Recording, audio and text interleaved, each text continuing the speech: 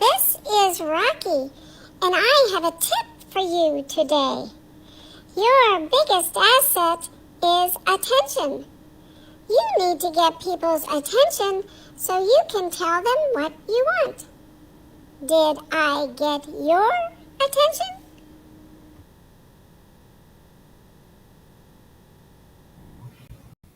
Good morning, everybody. And did we get your attention? I don't know. But social media says you've got to get people's attention.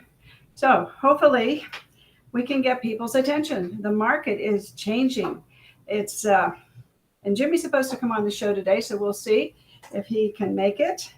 Anyway, we're having a class today on the purchase contract, and we're going to go over some advanced strategies.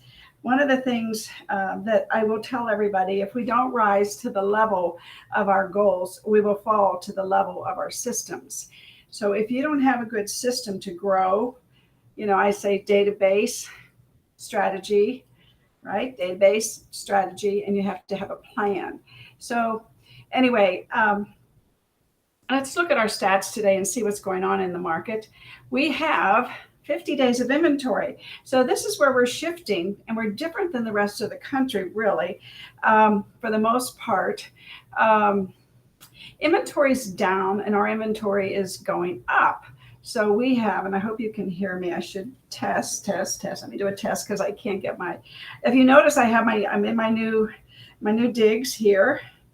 And let's see if you can hear me real quickly. I hopefully this will be the beginning of me being more consistent. That's the good news for me. Let's see if I'm on here. Are we going? Come on. Can you hear me? Yes, you can hear me. Okay, super. My computer has really a good camera and a good microphone system.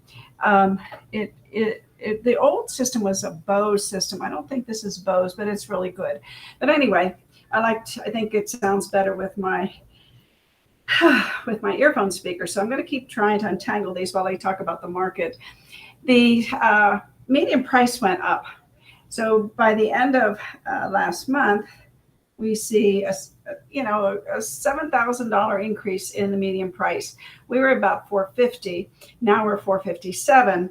And even the first couple, it's funny, the first couple days of the month, many times are higher than I think the first 7 days it ended up being 464, but it'll come back down a little bit. I think we might settle at the end of the month a little more because we have more inventory, which means that helps the price not rise. There's not so many multiple offers and people just willing to pay a couple thousand more, reduced to the ridiculous, right? If you're going to pay $450, why wouldn't you pay $457? But the problem is that keeps happening. We keep increasing. We have in August so far, we're doing 86 sales a day. Now that's really good, and I'll tell you why. Normally at the beginning of the month, it's really low because most people close their deals in July 31st, but we're coming through here with the first week doing really well. Last year, the same time, we were doing 124 sales a day. So in 2023, the total sales per day were 89. So we're getting back to perhaps a more normalized market here. In 2022, we were at 120, and that was kind of a tumultuous market, as you know. So it's there, it is what it is. But for 2022, for the total year, though, we went down to 101. So I think we have signals here of normalizing our market, which is good. 101 sales a day isn't bad. That's 200 realtors a day that are getting paid. That's 6,000 realtors a month that are getting paid. And we know that we're doing about 800 new home sales. So that's another 800 realtors that are getting paid. So I'm going to make sure, hopefully this won't mess everything up. Hang on just a second and see here if we got it. We got it. Do we have it? Are we working? Testing. I don't hear anything. Not good. Oh yeah, it's good. All right. So thank you everybody for your patience. So the prices are going up. The interest rates went up past 7. I think they were up as much as 7.13 for the mortgage rate last week. So, we'd like to believe that they are going to go back down, but I really don't believe anything that the Federal Reserve does anymore. Because I don't understand their logic, really. They want to control inflation. We're 18% of the economy. Why wouldn't they lower the interest rates so more people could buy homes and then more money would flow into the economy? I'm not an economist, so of course I have no clue what I'm talking about when it comes to that. Anyway, thought Jimmy might be joining me by now. Let me just see if I can find him. Jimmy. Showtime, Jimmy. Okay. So Jimmy and I have created a schedule, and I will post that maybe tomorrow when I'm not doing the show. And Jimmy and I are going to review several different tactics and strategies for you so that you can enter this market that we're headed into. And I really believe it's going to change. And we need to be out there getting listings. Y'all need to farm. You need to have a database. You need to have a strategy. You need to have a business plan to succeed. Let's just see here. I've reduced some things for you. I know everybody likes these. Is that Jimmy? Was that Jimmy I just saw? Was that him? Yes, he's coming. Yay, Jimmy. He's coming. Jimmy's coming somewhere. He'll be here. Okay, so he's there in that blank spot somewhere. Come on, Jimmy. I think we lost him. Maybe he'll be back. I'll hide him until he comes back. So per your request, we have started doing these single sheets of one idea versus my sheet, which has multiple ideas, solds, things like that. This is assuming that we stay at the 457 level. 23 homes were just listed over the weekend at 457 or under. And we also have 1,065 homes in that price range, which is 32% of the market, which is pretty good. So 32% of the market is in the medium price range, and the inventory is, again, 50 days on the market, which hopefully is going to bear well for us.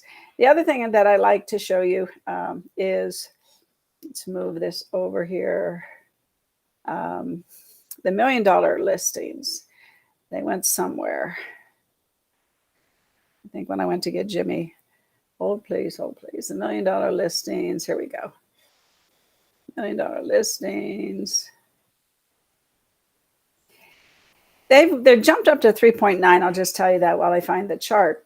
Yeah, they've jumped up to 3.9, which is unbelievable, really. I mean, that's a lot of listings and sales in that price range. So, yeah, that's really amazing. I guess, come on, $1 million. I don't know. It's escaping me. Is this it? There it is. There it is. It didn't escape too far. Yeah. So look at this, 3.9. We're gonna get back to 4. Last year we were at 4.2, which is basically 4 per day. We're gonna get back there. So these $1 million homes are still in play here, and of course it's because people from California are still moving here, and I can't wait to see the stats from I keep looking for them. I haven't found them yet. How many people per day? Hopefully Applied Analysis will come out with something. Sometimes they do quarterly. So if they do quarterlies, that means that they would do May, June, and July for us. That would be great.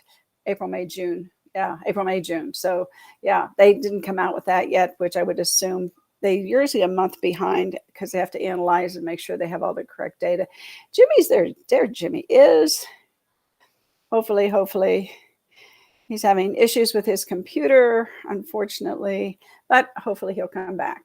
Now, while we wait for Jimmy, I wanted to address, again, I wanted his thoughts on the inventory, but while we wait for him, here's the inventory. And this is according to Altos. And this is the weekly inventory change. And that was the last week. That was just last week. It rose from 479 to, hopefully this time he's coming, to 484,000. This is across the country.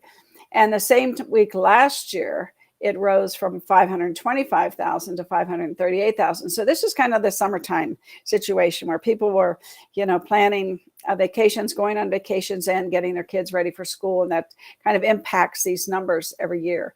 So the inventory bottom for 2022 was 240,000 listings. Whoa. And there go the prices up, right? Yeah. We didn't have that many, and everybody was fighting over 240,000 listings. Then we peaked this year at 484,000, and we are now sitting there. So we have hit the peak. Just like our inventory has gone up, so has the national inventory. So we're following with the national scene. And for context, active listings for the week in 2015, look at this, everybody, 1,270,000. Isn't that incredible? I find that to be incredible.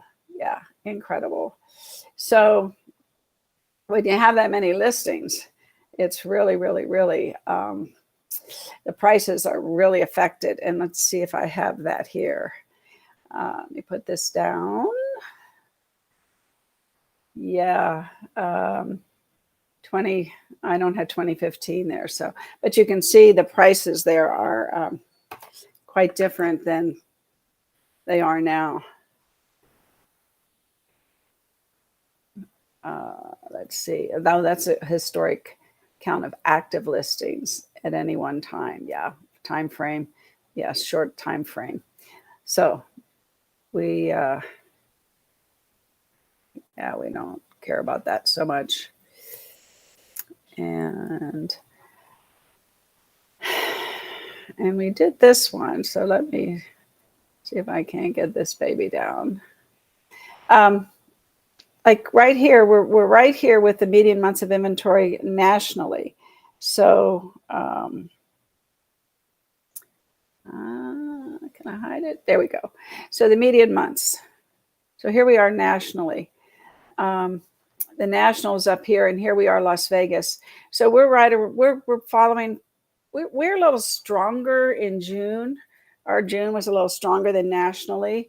Our June is just as strong as July, and now we're getting even a little stronger because we're going to have a little bit more inventory. So that's good. And as we just showed you in the previous chart, this one, this is pretty much in line with what is happening nationally. And why do we care about all these things? Well, we need listings. And we have pent up buyers. And what we don't want, what I don't want, personally, as a broker, as part of the industry, is I don't want to see our prices continue to go up. We're pricing too many people out of the market. And so Jimmy and I, okay, he's going to come back here maybe. He keeps trying. Jimmy keeps trying. Sorry. Oh, maybe he's coming. Maybe he's coming. I don't know. And I can't hear him either. Sorry, Jimmy. Wow. So, well, every time I do that, I lose my, here we go. Let's watch this. You've been here, but you're not coming in. I don't know why. You've been here and I can't find you. I have you here. Hide. Show. 2, 1. I don't know, Jimmy. I just see this screen. I don't know why you're not showing up, and I can't hear you either, which is really strange. So let me go back here. No, you're just not showing up, dear. Sorry. Very sorry, because we want to talk about some scripts today. And maybe reboot your computer. That always is, right? Reboot. And I'm sure that you're at the office because we have a class today. But I'm going through everything and I don't see you. There's Kane.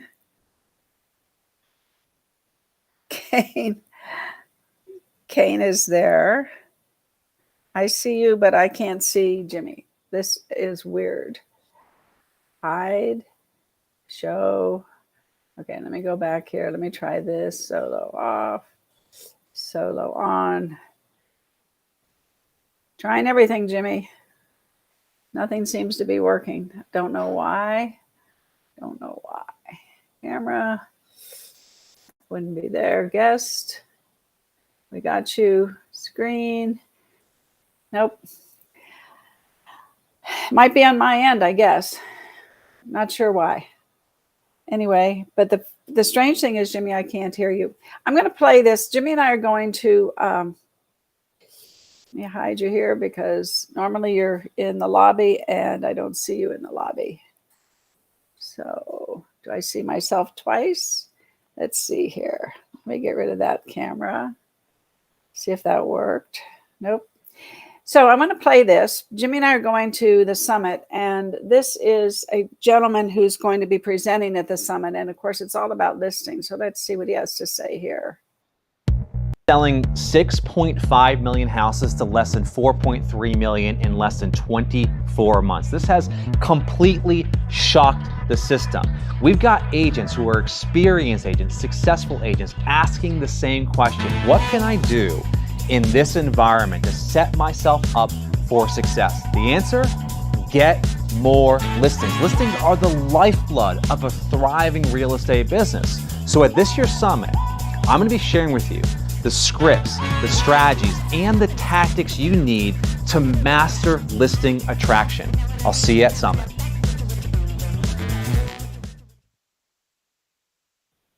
Hi, Kane. I can't hear you. I can't hear you.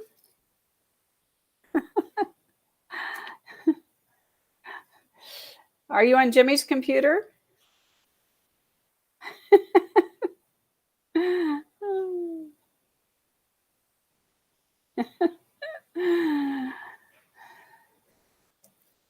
I don't know.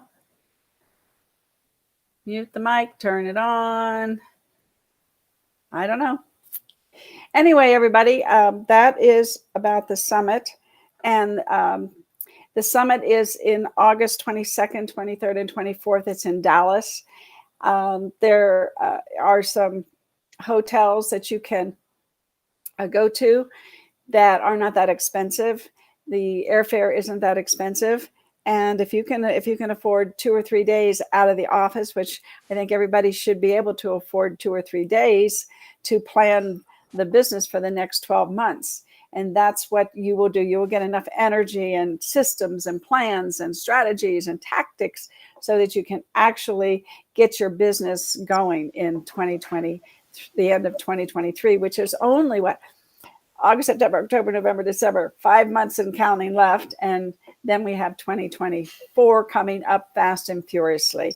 So if you're out there just depending on buyers, I think you need to start getting listings, which will help everybody because that will keep the prices where the buyers can afford to buy. If you see how that works, you have to have listings, enough listings out there that people are not raising the prices just to get the deal.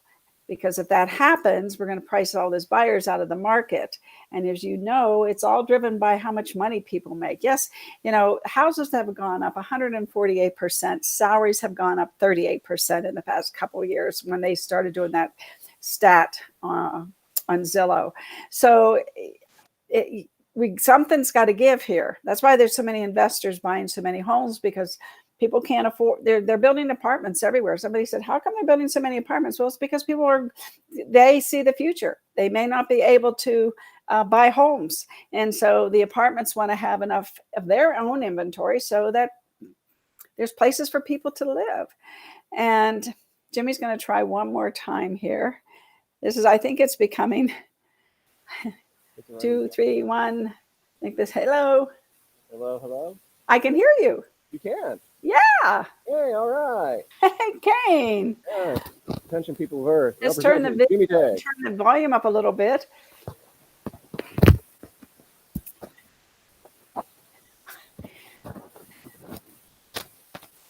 There you are. You know, I've heard the whole show from the time you had Rocky ask us to get attention, and are we getting attention? So I've been watching it the whole time, and we've logged in and logged out about 10 times, and I tried it, Kane tried it, I don't know. Jiggle the connection of your microphone to your computer. Don't have enough volume. Say testing while you're doing it. How's that? Is that better? I just turned the volume up. It's still hardly can hear you.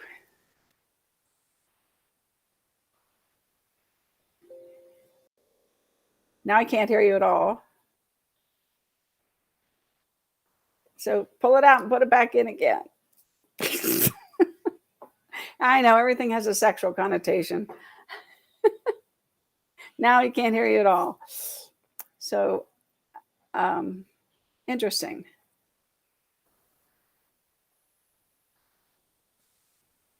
Nothing.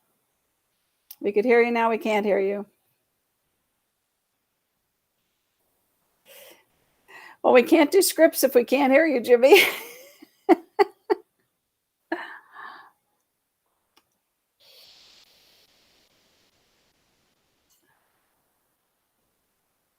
Wow. Technical difficulties. Now? No? Now I can hear you. Okay. Just turn up your volume. It's up all the way. It's up all the way. Okay, you may need a new card in there. Can you talk louder? Louder. Talk louder. Yeah. I saw everything you showed. Saw you showing that guy that's going to talk about listening at the summit, and I have no idea why it's not working right, because everything's up to the max. But you're right, we can't do scripts if we can't hear me. Right. Okay, well, Jimmy, we're having the class today, and one of the things that I wanted to for you to talk about today in the class is as is. Okay, we just did a 3-hour seminar on that. One of the instructors did a 3-hour, I think it was an attorney, and every house is sold as is. But yeah, we'll talk about it for sure. So I wanted to, let's see if I have this. Yeah, I'm going to play this video, short video. This is from the attorney, and maybe we could play it at the in the class as well. Yeah. So let me go ahead. It's coming up. Okay. So I'm going to.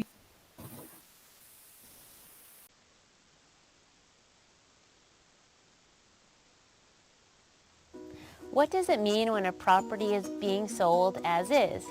Does that mean that the buyer takes the property as it is with any defects it may have? What does that mean for the seller? Does the seller say once the property is transferred, they are free of any risks and liabilities because I sold it this way? I'm Tiffany Banks, General Counsel for the Nevada Realtors, and I'm here to discuss what this means for you and your client. So, what does as is mean? The simplest way to explain this is that by selling the property as is, the seller is saying they won't make any repairs. It is that simple. They still have to disclose all known material facts and defects relating to the property. Does a buyer still have the right to inspect the property? Absolutely. Just because a property is being sold as is does not mean that a buyer can't or shouldn't inspect a property. An as-is clause provides even more reason for thorough inspection. When representing a buyer in an as-is transaction, be sure that the buyer takes adequate time to do due diligence and necessary inspections so they have an idea of the actual property condition. Unless the contract specifically says otherwise, the buyer is entitled to cancel the contract based on items discovered during the inspection. So, is the seller still required to disclose known defects? Yes. Just because a property is being sold as is, a seller must still make disclosures they normally would on property defects they know about.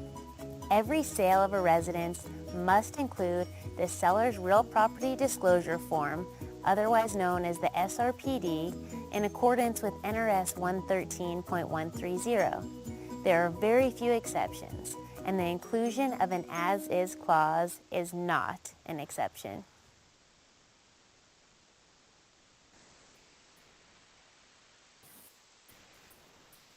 So I thought that was really a good thing to show in the class today, since we're doing it on the purchase agreement. And I think even my agents that are seasoned, and I know our agents, I should say, that are seasoned, still ask me, well, does this mean the seller doesn't have to fix anything? I think that's what everybody is worried about when it says as is. It doesn't mean the seller isn't going to fix anything. You just have to ask the seller to fix things, which is why you have an inspection and why you have the repair request. Right, Jimmy? Yeah, but it does mean that the seller is telling you up front, whatever you find, if you don't want the house, don't buy the house. I'm not fixing anything. They're telling you up front, if there's going to be any repairs, it's going to be very limited. Exactly right. And that's why, I continue to put out there that selling agents should convince their sellers to do an inspection on the property before it gets listed, because I think that takes the fear out of the buyer, and also the seller then knows what may be coming if the inspection says, hey, your air conditioner's old and it's about to break. The seller knows what to expect and the buyer knows what to expect. It's also a good protection for the seller. If they just fill out the SRPD, that's level one. But if they have filled out the SRPD based on a home inspection from a licensed inspector, they're really as protected as they're going to get. If that ever went to court, a judge would look at both of those documents and say, you know what, this is dismissed. Mr. Buyer, you knew, the seller told you, it was on a home inspection, you had a chance to get your home inspection, and it'll get dismissed. Yeah.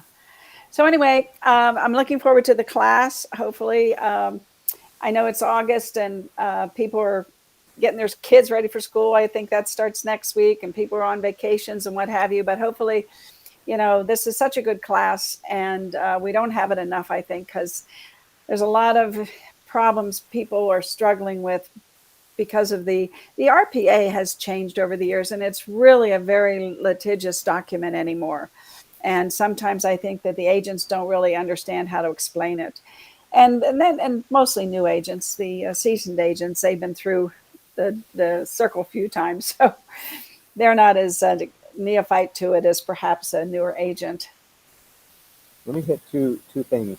I don't know why you couldn't get me on earlier, because I've been here the whole time, but I think that you give us these stats on a consistent basis, and I think it's evidence for a buyer, it's evidence for a seller of what's going on in the marketplace. I think we have to ask them about their feelings about the market. Where do you see the market in 5 years? And what makes you see it there? So where do you see the market in 5 years?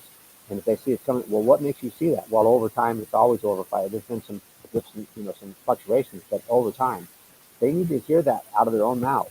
Where do you see the market in 5 years? Never ask them why. Why do you say that? What makes you feel that way? There's a different way to say why, because if you say why, you're challenging them. Right. What makes you feel that way is not the same statement, not the same question. So when we get into scripts, a lot of the scripts are really questions. Which is really good, because it's you're in control and you have the right questions. And you find out what they really think. You let them even run through the thoughts themselves and speak it out loud. It allows them to go through that thinking process, to handle the emotional process that goes along with this whole buying and selling process. It's emotional for the seller. It's emotional for the buyer. The buyer's thinking, am I doing the right thing? And the seller's thinking, why aren't more people looking at my house? My house is being rejected by the market. And they feel abandoned by their agents. They don't hear from them all the time. So there's some real issues. So yes, I agree. Well, Jimmy, I'm going to get on down the road here so I can possibly be there on time today. all right, I'll see you at 5:10 then. Okay. Thanks. Bye, Jimmy. Bye.